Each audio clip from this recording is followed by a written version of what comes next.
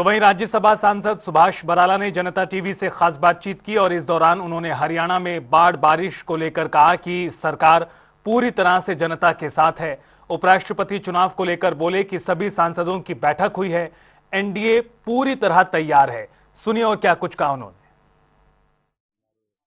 बराला जी हमारे साथ बात करने के लिए मौजूद हैं। उपराष्ट्रपति चुनाव को लेकर सत्ता और विपक्ष दोनों अपनी तैयारी कर रहा है। सत्ता पक्ष की 2 दिन की कार्यशाला जो है चल रही है। सर, हमने देखा पहले दिन भी 4 जो सत्र हैं या फिर कहे कि 4 जो विषय थे वो देखने को मिलते हुए नजर आए और प्रधानमंत्री खुद अंतिम जो है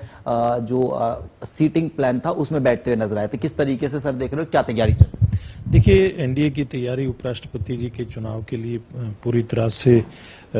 चल रही है, यानी कि आखिरी चरण में उसको आप कह सकते हैं। कल जिस प्रकार से हमारा कार्यक्रम था, पहले 2 सत्रों में सब सांसद राज्यसभा लोकसभा इकट्ठे आए थे, जैसे आपने चर्चा की, प्रधानमंत्री जी भी सब सांसदों के बीच में बैठे थे, अलग अलग विषयों के ऊपर उसमें चर्चा हुई थी। फिर हमारी अलग अलग समानांतर बैठकें कुछ ग्रुपों के अंदर चली थी, 2 बैठकें वो हुई थी। और प्रधानमंत्री जी चाहे बड़ी बैठक की बात करें या छोटी बैठक की बात करें, उन छोटी बैठकों में भी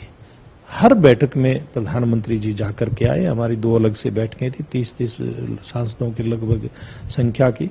दोनों बैठकों में ना केवल वो गए बल्कि हम लोगों की बात सुनी उन्होंने,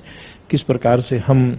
विषयों को समझने का प्रयास कर रहे हैं, अपना कैसा हम लोग प्रस्तुतिकरण करते हैं। और चाहे उसमें पार्लियामेंट्री स्टैंडिंग कमेटी के विषय की बात हो, राजनीतिक विषयों की बात हो, जनसेवा के विषयों की बात हो, हर विषय के ऊपर चर्चा हुई। प्रधानमंत्री जी ने सबको सुना और अपनी बात भी उन बैठकों के अंदर कह करके आए हैं। ये बहुत बड़ी बात है कि प्रधानमंत्री जी इतना बारीकी से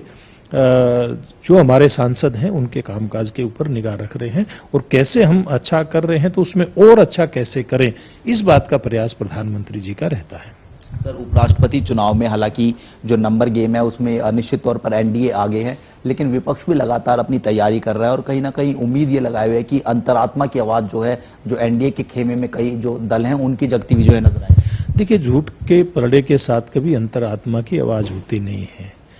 और आज उस गठबंधन के साथ केवल और केवल दिशाहीन जो लोग हैं वो दिखाई देते हैं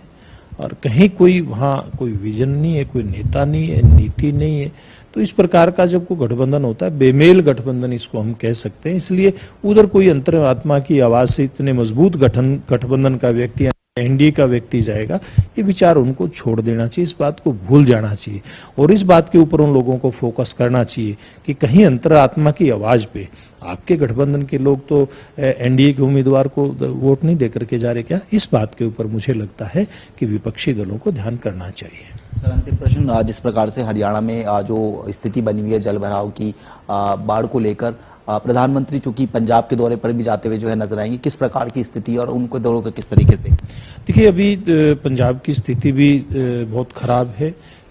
काफ़ी जिले ऐसे हैं, 20 से ज़्यादा जिले ऐसे हैं जहां बाढ़ के पानी ने तबाही मचाई हुई है और इधर जो घग्गर के आसपास का क्षेत्र, चाहे वो हरियाणा का इधर का है, पंजाब का है, वहाँ भी काफ़ी नुकसान है। तो हरियाणा के मुख्यमंत्री नायब सिंह जी ने भी पंजाब के मुख्यमंत्री से बात की है, बाढ़ के हालात पर हर संभव मदद करने का प्रयास किया है और हरियाणा सरकार की तरफ से 5 करोड़ रुपए पंजाब को दिए भी हैं और केंद्रीय कृषि मंत्री शिवराज सिंह जी भी वहाँ के किसानों से मिल करके आए। वहाँ जिस प्रकार से किसान की फसलों का नुकसान हुआ है, मवेशियों का नुकसान हुआ है, लोगों के घरों का नुकसान हुआ है, कई जाने भी गई हैं, सारी स्थिति का जायजा लेकर के आए, आकलन करके आए हैं और कल प्रधानमंत्री जी जाएंगे और मुझे लगता है कि पंजाब के लिए कल का दिन बड़ा अच्छा होगा कि इतनी बड़ी समस्या के बाद जब प्रधानमंत्री जा रहे हैं तो निश्चित रूप से वहाँ के लिए कुछ ना कुछ व्यवस्था हो करके आएंगे और पंजाब के लोगों को निकट भविष्य में इस जो बड़ी एक समस्या खड़ी हुई बाढ़ के रूप में से निजात मिलेगी।